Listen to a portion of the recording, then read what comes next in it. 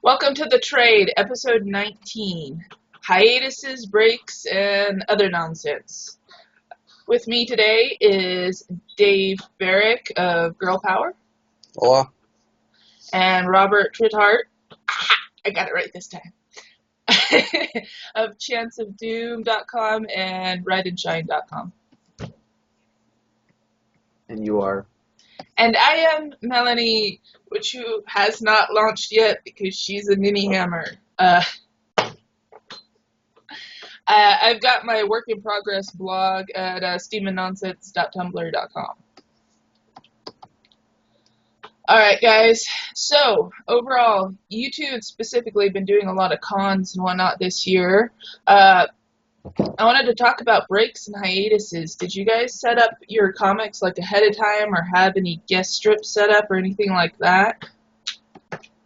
Well, I took a family vacation for a week, but I have a week buffer, so it's always a good feeling. There's about a 6-hour window each week, each week where I have 4 finished pages, but then I post the Monday strip and then I'm down to 3, and then I have to start working on the next one. So I didn't need to schedule anything to fill the gap. Right. I also took my laptop with me on vacation and spent, several hours each day drawing. So I guess I haven't really taken a real vacation since I started doing the comic. Well, I've taken vacations, but just I haven't done a hiatus of any kind. Right. But, I mean, generally speaking, you try to at least have a buffer of some sort and whatnot, even though it's pretty much a working vacation for you. Yeah. And it looks like technical difficulties. Sorry, folks. We've all been having these really bad issues with technical difficulties lately. Damn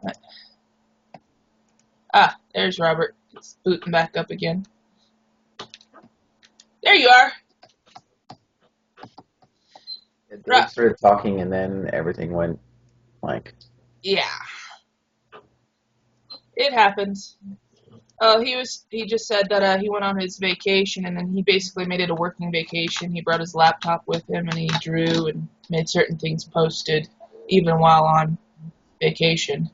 How about you? Do you go ahead and get a buffer set up ahead of time before you're going to go and do things? I'm really bad with that. I don't have a buffer at all.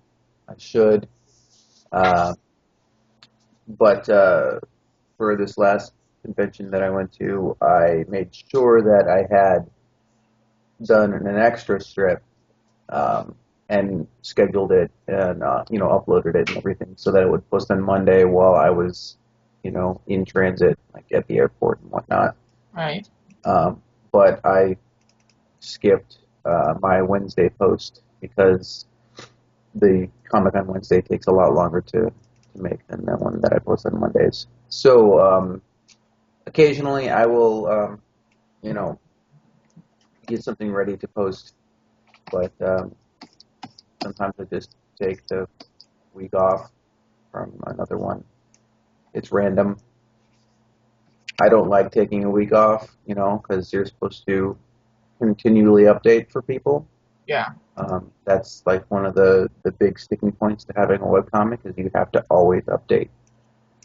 So.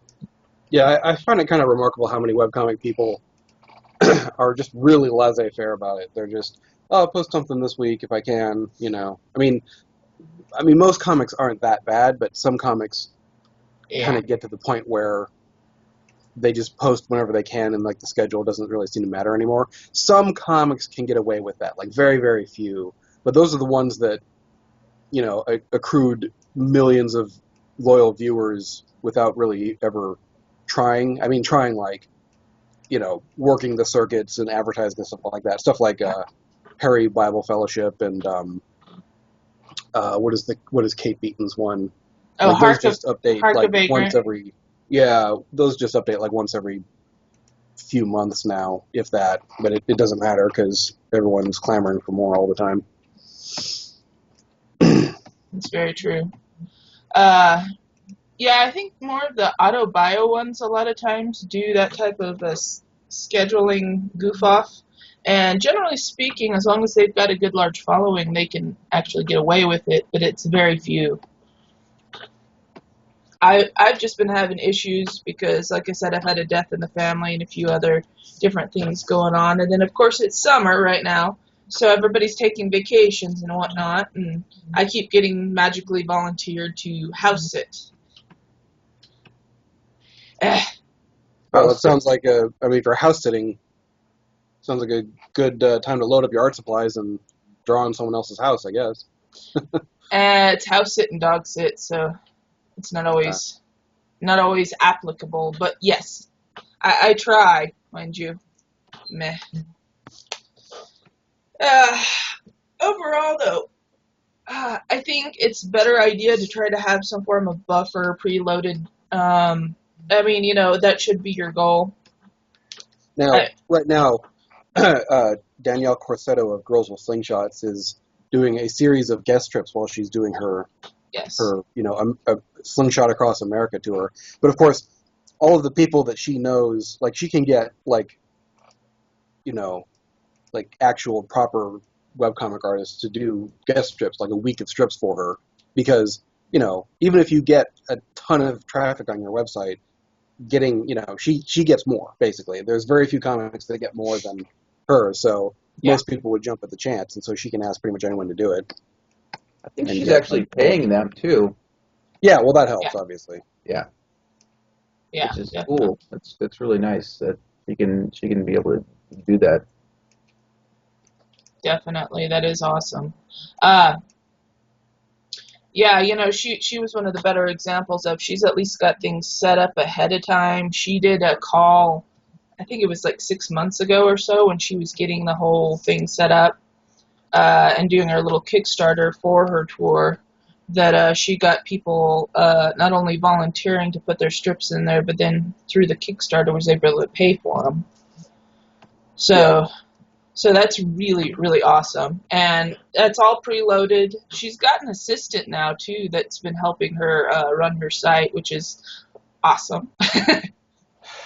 Yeah, it is that's like the next level. I mean, I get pretty good amount of traffic. I mean, I'm still continually surprised by it, but there is another level out there where you can actually hire people to like help out with stuff. That's pretty crazy. I think that's like awesome crazy. Definitely awesome. A little bit of crazy. But, it's just one of those things. I don't think enough people take it seriously. They take their webcomic too much as a hobby. And they keep saying they want to take it to the next level. They want to, make it more into a business. Problem is they're not treating it like that. I've been trying to at least put in, 4 or 5 hours a day on something to do with my webcomic. If it's the website, if it's, something. Because I don't know. I run a WordPress website with all of mine, and they're always needing updates and things like that. And that can sometimes take up a good part of your day. Yeah, I recently migrated my page from the old hosting to the new because it was on like a shared hosting. Mm-hmm. And I'm pretty sure GoDaddy overbooks their shared server, so eventually if you hit a certain level of traffic, it's like the auto mechanic that's like, well, I can't really let you leave the lot like this, So they say, well, your traffic's bringing down all the other ones, but that's because you have like 40 web pages on this one server. So I recently had to migrate the site to new hosting, which is, they had an automatic, thing that moved the site over, but it took like 4 hours to do it, and then once it did, like none of the comics had copied over, which is not a huge deal. I just had to make the folders and copy, but it was just hours of waiting and then checking this, and then why didn't this work, and then check that, and it took a chunk of time out of my week. Yeah. Normally the web page isn't that much maintenance, but I mean, every once in a while it can get to be like that. Well, who did you go to for hosting now, if I may ask? Well, I was on GoDaddy, and I moved over to their managed hosting, but only because I just wanted to be done with it. But then I asked about it, and I got a couple recommendations. So when my when my hosting is when my current plan is up, I'm not going to renew there. I'm going to move over. I've got recommendations from a few people. They say Dream Press. Mm-hmm. I think it's a company called like DreamHost that has a specific WordPress kind of hosting, and it's DreamPress, and people have said they're really good, and they're definitely cheaper than GoDaddy. So I've been using Laughing Squid, but that's me. They've been doing pretty good for me. Mind you, I'm tiny right now, so. But they've got a tiered system with theirs. If you hit a certain level of bandwidth needs and whatnot, they'll go ahead and bump you up and then let you know. And it's not very much for the hosting. It really isn't. Yeah. I mean, hosting is not really that big a deal price-wise, and I'm always baffled by webcomics that are constantly have trouble paying for hosting. Because the hosting plan I'm on now at GoDaddy is kind of expensive, but I mean, it's on sale, for $30 a month, which is kind of a lot. Right. The regular price is $70 a month, which is why I'm not going to continue there. I mean, but it's like, like a dedicated virtual host, and I can have 24 extra domains, so I could set up, a dev site for myself, and I guess I could even resell hosting, I guess. But it's just more than I need, but they don't have a level below that'll accommodate my traffic. Right. So, but I always see these webcomics that have pretty small amounts of traffic that, I don't know, if they're paying for 5 years of hosting in advance, then that can be expensive, because that's even at $10 a month, that's $500. But otherwise, it doesn't seem like a lot of money goes into hosting necessarily. Yeah. I never understood that. I'm really good at budgeting, so I never understood that problem. I just don't think everybody thinks ahead that far. Either that, or a lot of people go for free hosting somewhere. Yeah. At least when they start out. Which is fine to start, but honestly, it's just easier to go ahead and get yourself worked into the routine of having something paid for every month that's dedicated to yours, and you're not having to worry about sharing with anybody else and the ups and downs of that. But that's just my opinion. But if people are just doing the comic as a hobby, and they don't know anything about making a website or hosting or anything like that, that's kind of what I did. I relied on, I continue to rely on friends and people that volunteer their time and effort to help me figure these things out. I'm pretty sure I definitely pay for hosting, but it's a buddy of mine that helped me set up my site. He figured out how to do my WordPress site, and all I had to do is go in and tinker with it. I don't go in and tinker with it very much, except when I put in a comic, but that definitely helps. Yeah. Because it just takes so long, or it would take so long for me to figure out how to do all that stuff, and it doesn't interest me in one bit. I would love to have a fantastic, unique website and everything like that, but I'm not going to take the time to learn how to do that. And, that's learning how to set up an amazing website specifically for one single project is a bit of a stretch. I only know how to do it because I've tinkered with it for 10 years. Right. And I'm not an expert at CSS tricks and stuff like that, but I basically know my way around. When you start getting into the deep guts, the PHP and stuff, then I get lost. But just the style of the page, I can pretty much manage that. But yeah, that's a lot to ask for a comic. Someone who wants to draw a comic doesn't necessarily need to learn how to do that stuff, I don't think. Yeah. As long as they have a friend who knows. Yeah. A friend who knows and is willing to help for free. True. Yeah. Or for pizza and beer. Or Yeah, something buy along them those dinner or a beer lines. or something. I mean, uh, well, I set out into the world from high school knowing I wanted to draw comics and art and do this sort of thing, but I knew I wasn't gonna be able to make a living at it right away or something along those lines. So I went in and got myself a degree in web design. Cool. So that's why I know so much about it. Was I went ahead and aimed for getting this little. Well, I got it from it's a community college on a main college's campus. It's kind of weird way the town is set up. They have their community college, and then right next door is their main university. And I went to the community college first and got the associate's degree in what they call digital graphics technology. So it covers graphic design, web design, digital illustration, and desktop publishing. And then I went to the main campus for my bachelor's in journalism. And I figured, I could work in an office somewhere or something like that. I could work on all this, and then in my free time work on comics until I figured something out. And yeah, I mean, having multiple options in the wheelhouse is usually a good strategy. Yeah, overall I found it was just a better idea to go ahead and focus on it. And it's helped me a lot. It's gotten me a few odd jobs here and there. Unfortunately, our economy is shit. Welcome to the economy. It's crap. And so I'm working the crap day job to make bills and make do and not even get anywhere with anything. And then, yeah, always fun.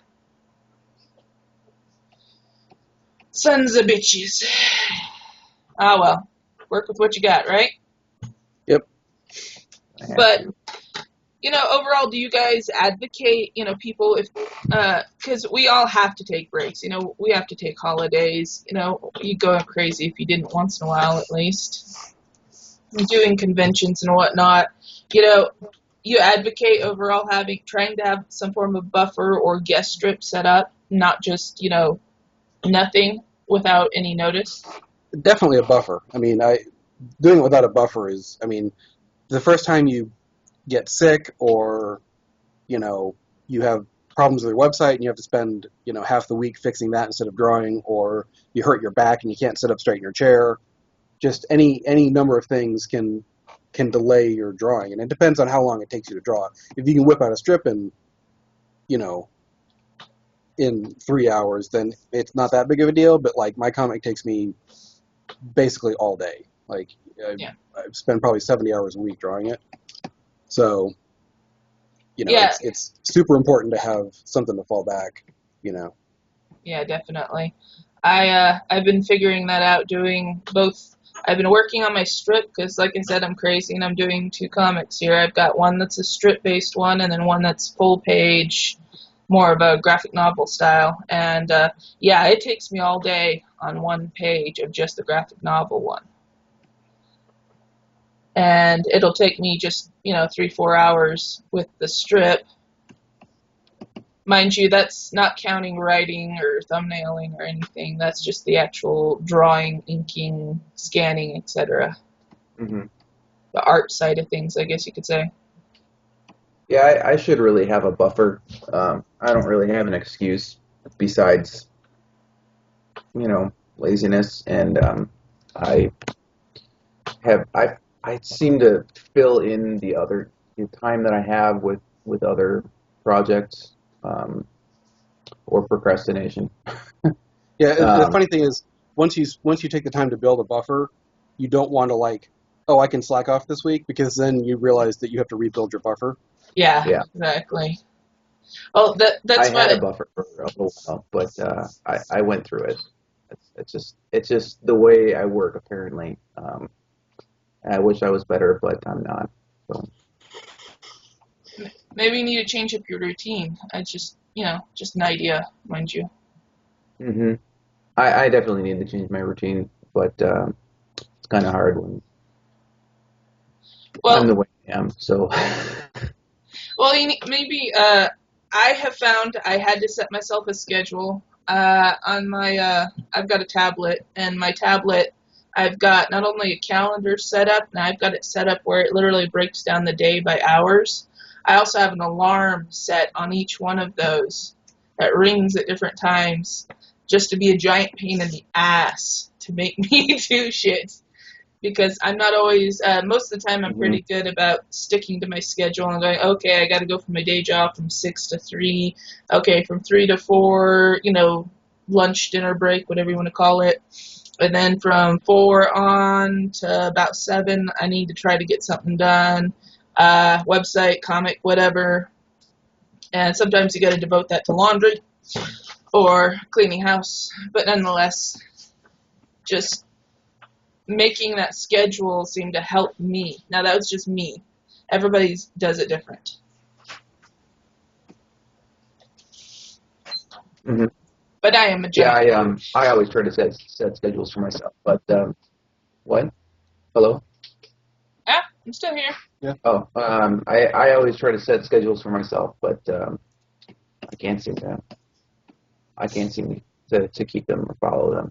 I mean, I have a little book here that every day I write, a little checklist of things that I need to do that day, and I cross them off as I finish them. But other than that, I just, gotta post a strip on Monday, gotta post a strip on Wednesday, and I should be doing more.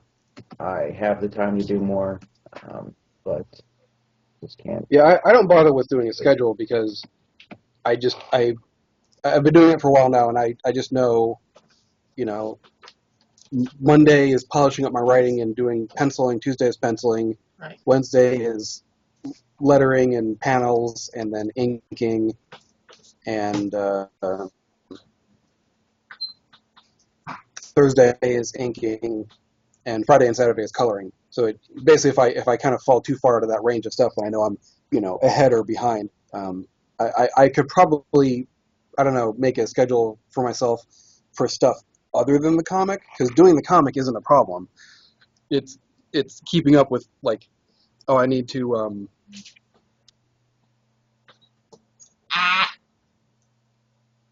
Technical difficulties! Fuck you!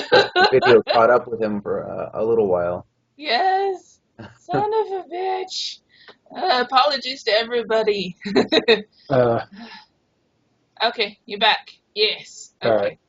Yeah, I was saying, I find I don't need to set a schedule for myself because I have a schedule for doing the comic, but maybe setting a schedule for stuff other than the comic would help, but that's all contingent on doing the comic, Like, once the comic's done, then I can worry about other stuff, but by that time, honestly, I want to, like spend an hour playing a video game or something, just to unwind.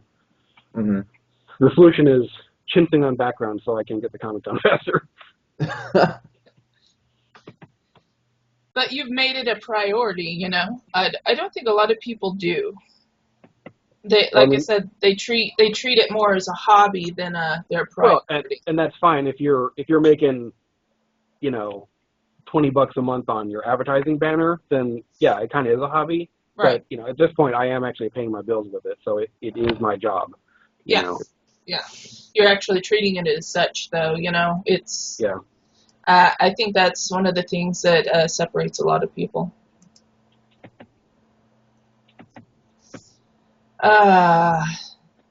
Anyways, okay, so, Robert, what convention were you just at? I was at the biggest convention of them all that I know about, San Diego Comic-Con.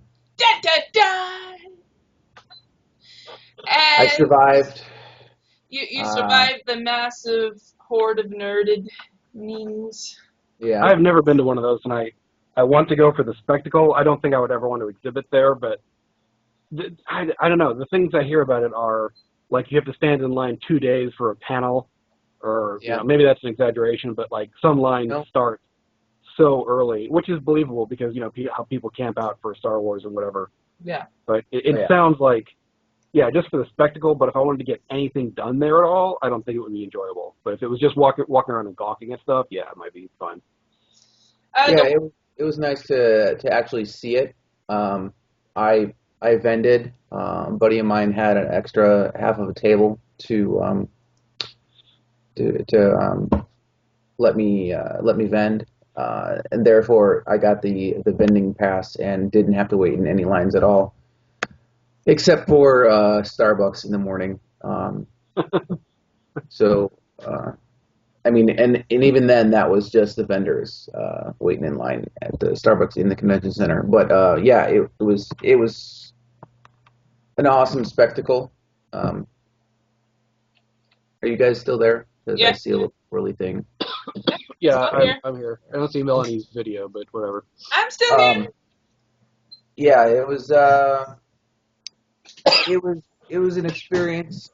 Um, I'm not sure if I would do this experience again. Um, but I'm glad I went. I could say that I could say that I went and did it. I've also only heard horror stories about it, and that's why I haven't gone up until this point. Um, Now I have horror stories of my own, but I also Share. have good stories too.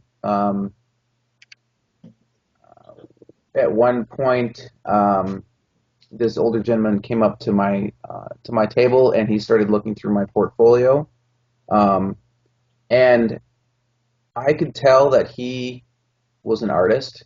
I didn't recognize his face, but there's something about like uh, You older, recognize your own older gentlemen kind. that are illustrators. You could just tell. So I did my typical thing. I said, "Hi, how you doing?" All that work is pen and ink. Blah blah blah. He's looking through, and uh, he asked me a couple questions about the work, and I answered him. And he said, "This some really great work, good job." And he had his assistant hand me his card. Actually, he asked me for my card. I handed it to him. His assistant handed me his card, and he walked away. And I looked at it, and it was like one of the original illustrators for Star Wars. Ha! Wow. Awesome. Yeah. Uh, so I was like, wow, that's like a highlight in my life. That's that Heck was really yeah.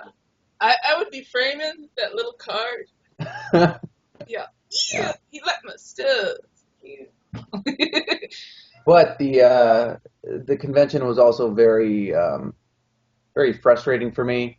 Um, all the vendors, all the people that were in the area were saying that the sales were really down from previous years, and I basically I lucked out with my living arrangements. I was able to get into a hostel, which only cost me, one um, for all 5 nights. It cost me like one night in a hotel.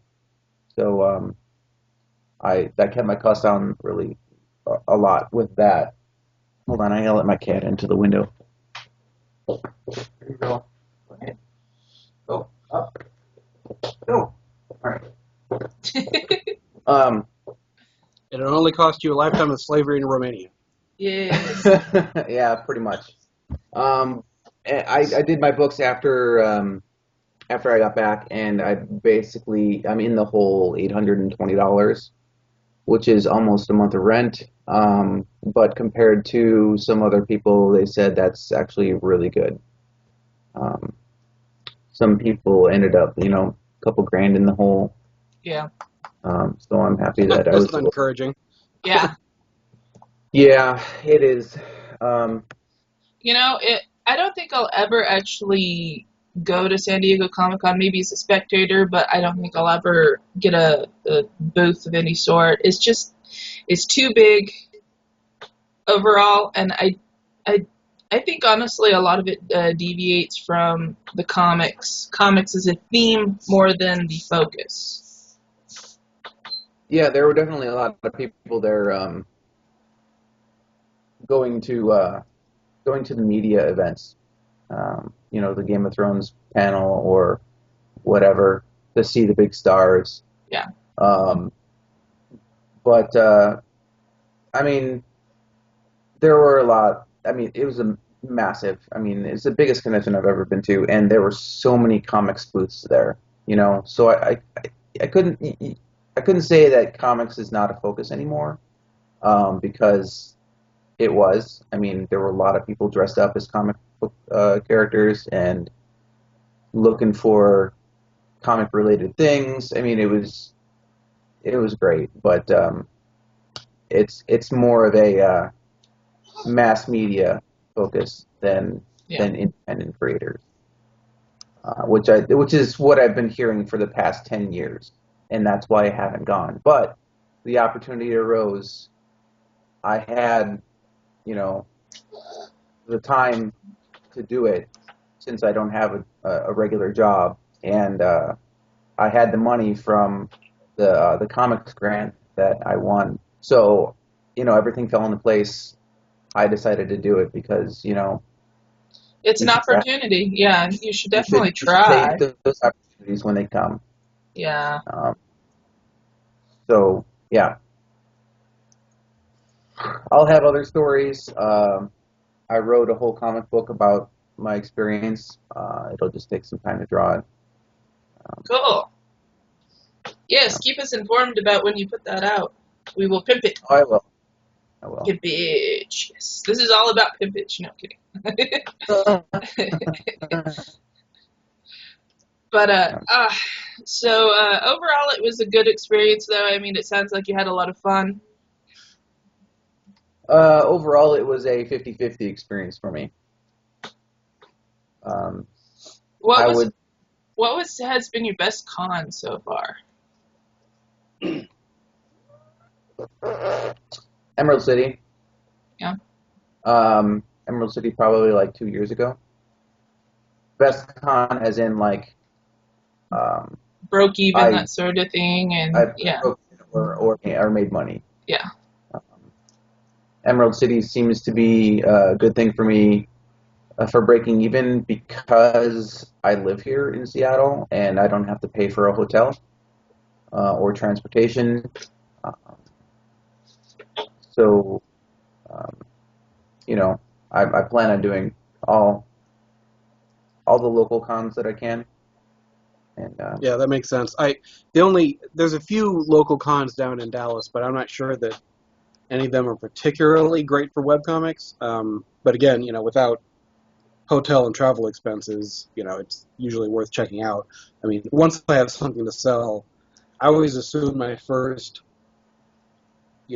non-local con would be something like Emerald City, because I do hear from a lot of webcomic people that it usually it's pretty good for them, and the people who run it, care about the smaller exhibitors. Yeah. I thought it was originally set up, someone who was frustrated with, how out of control San Diego had been, or something like that. I don't remember the exact circumstances, but I have heard that Emerald City does well for a lot of people. I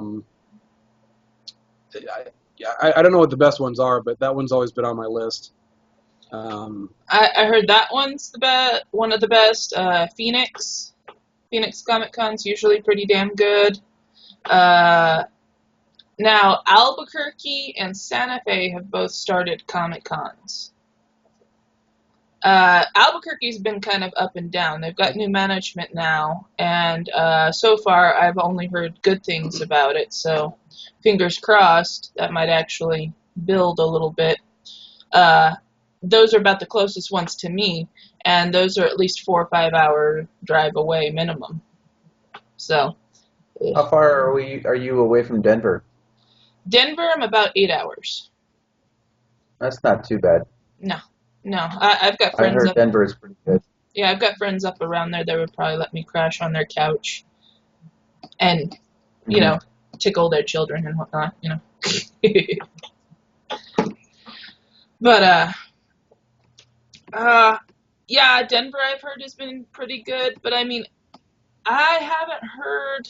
Let's see, the back east ones. I don't think I'd ever really do, just because I don't like flying anyways. I mean, it was a big leap for me this past March to fly up to Seattle. I mean, I don't. If I can't drive someplace, I pretty much don't go. Hmm. I'm not a That puts a flyer. damper on your ongoing. Yeah, I'm just not much of a flyer. It's okay, but feels like a weird bus ride. My stomach says no. Mhm. I don't know. Maybe I'm too much of a homebody. Yeah, I can't imagine getting on a plane with like a crate of books. Yeah. That seems, because I mean the thing is I'm not gonna have small books. My first book is gonna be almost 300 pages, and I mean, besides the fact that it's I don't know. I actually may have to split my book into two books or something. I may have just too much for a practical volume, Right. Well, which when is you more have than I had planned. I had planned on having something about the size of an empowered, which is, I don't know how thick those are, around 200, like 160, 180, something like that. Yeah. But just my first story arc was probably going to wrap up closer to 300 than I'd like it to. So we'll see. But I mean, in any case, lugging that around is not going to be easy. So I definitely have to cut my teeth on the local con first. Well, when you have book weight like that, it's totally impractical to bring it onto the plane with you. So that's why everybody ends up shipping them, um, like shipping them to your hotel room or shipping them to the con when they have that available, so Yeah. that you just pick it up there. It just I seems like, you're selling a book for, let's say, $25, but you spent $5 to print it, and then every time you ship it, that's mhm, like Yeah. another that's more dollar or money. two off the profit of each book, and then everyone you don't sell, you have to ship back, and that's another dollar or two profit off the Yep. book. It just, uh, that sounds like a pain in the butt. You Yeah. just have to try to gauge on how many you think you're going to sell and ship those and you know I don't know. I haven't done that yet with a large book. I like this San Diego. I packed two bags. One I used as a carry-on, and that was about um, 65 pounds. Um, and then my checked luggage was like 49 pounds.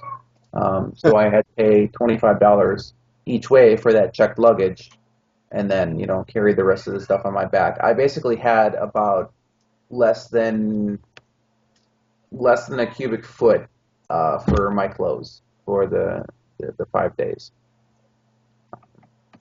But on the way back, I had a little bit more space, even though um, I didn't buy anything Yeah. to pack. That and I was broke, so couldn't really buy that many things. I bought the Stripped documentary though. That Oh, was did cool. you? Yeah, Dave Dave Kellett, I Yeah. think his name was in the booth right next to me. Oh, Um, nice. so at the end of the con, I realized that I hadn't bought anything. Um, I hadn't seen the documentary yet, so at the Oh, con, he was packing his stuff up, and he's like, "Oh wait, don't put those away yet. I want to buy one." shame, shame, Yeah, shame. Oh, mind you, I did the Kickstarter for him, so yeah, I got it early. I have many copies. Yes. nice. So what So, else were we going to talk about today? things and stuff and things. You have a um, list there in front of you, right? yes, I have my list. Let me bring up my list. Okay. Apologize. Okay, let's see. Uh, let's see. Oh yeah. A lot of people. I've actually been getting emails. Ooh. To our podcast, no less, about how they want to start, and I think this mistake a lot of people are making is putting too much of the business side of things before actually getting the comic made, the art kind of finalized, and getting a buffer made. I mean, it's just it's really surprising to me, even though I'm just starting here, that they're putting so much thought already into merchandising and whatnot. And I'm like, no, just make comic. Just comic. Just comic. Make comic. Don't worry about anything else. There are definitely a lot of people out there that like want to start making money off a comic in 6 months, but I mean, it's not that it's impossible, but you have to have a 1 in a 40,000 comic to do it, you know? Yeah. And most people don't, obviously. So, you know, I wouldn't even. The only thing I would worry about stuff like merchandising within the first year of a comic, and even that's being like generous, I would say maybe even 2 years, is maybe plan ahead for, you know, if you want a character that you want to turn into a plushie eventually, you know, like the weird pet, the weird household pet they have or whatever, something that can be turned into a plushie. Don't actually do it yet, but just have it in the comic. You know, that's the only kind of forethought you need to put into it within the first year or two, because very few comics are going to make any money off of stuff like that unless you have an audience of, I don't know, 10,000 readers or something or more. At and least. It takes a while to get up to that level. Yeah. Mm-hmm. Yeah, definitely. One comic that really surprises me a lot is the Oatmeal. Overall, I think it's more his writing than anything that really grabs people and makes them laugh or anything like that. Because it's definitely not his artwork. Our comic is geared, and some might say cynically, but geared around the idea of making, you know, the sort of like the kind of the Dilbert factor, where it's the sort of stuff people want to put up in their cubes, like the rant about the apostrophe. Because I mean, everybody who's ever been annoyed about that, you know, oh, there's a comic about that, I'll put that up in my cube so I don't have to rant about it all the time. I mean, his comic is engineered as a marketing and merchandising machine, which is fine because the comic's actually, you know, he actually puts out pretty decent content. It's just, I think some people, you know, have their own little stories and characters they want to tell, and then expect to have this sort of success that the Oatmeal does or something. I mean, it's not impossible to do. It's just, you know, don't plan on paying your mortgage with it, you know, right away. Yeah, definitely not. Yeah, I think too many people jump at it thinking they're immediately going to make money. That's the biggest thing. And it's like, no. Start off as a hobby, if anything, you know. Just get yourself into that routine of making it, and then you can worry about everything else. And, you know, especially if it really takes off. Now, if it doesn't take off, then maybe you need to rethink the idea you're working on, the story or the concept. Maybe you're just, you know, maybe the execution's off. Yep, I agree. I think I just read an article somewhere where it was going over the same thing. It's like you can't expect to make money off of it for like maybe at least 5 years. Like actually making money off of it instead of paying your costs back. Yeah, I mean, you can get beer money off of an advertising banner, but you're not paying your electricity bill with it. Yeah, definitely not. Yeah. So, you know, I plan for a minimum of 5 years out before anything might actually come to fruition, so to speak, with my comics at all. You know, if something takes off and gets really, you know, catches on. And if it doesn't, well, that's okay. I still enjoyed myself. I learned from it. Mm-hmm. Maybe I need to go ahead and end that story and move on to the next, you know? It's one of those. I wouldn't say that that people should not make merchandise. I would say that while your comic is still small and relatively unknown, you should experiment with books and stickers and magnets and T-shirts and The small stuff. And whatever. You know, if you have an opportunity and you have a little extra cash to do them, then learn. Then go ahead and try it and learn about it and figure out what works and figure out what doesn't work. And then, by the time 5 years comes around, you know what kind of product sells or what doesn't sell or what kind of design works on something. But that's just my opinion. I'm still working on figuring out what people would want to get and what kind of designs work and don't work. Well, I think it's all a work in progress anyways, depending upon what you're making, what your focus, what your content's about, is then figuring out your audience, how big or small it is, and what appeals to them.